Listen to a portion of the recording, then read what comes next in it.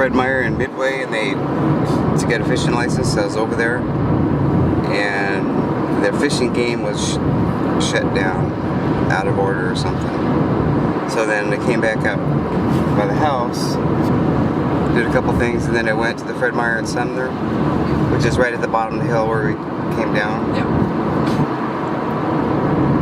And then I went in the park and went in the store, and then when I left, I went out the other end of the store, and I couldn't find my car for about 20 minutes. Why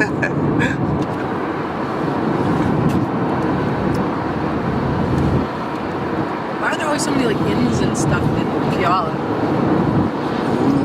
How many people need to sleep in Puyallup?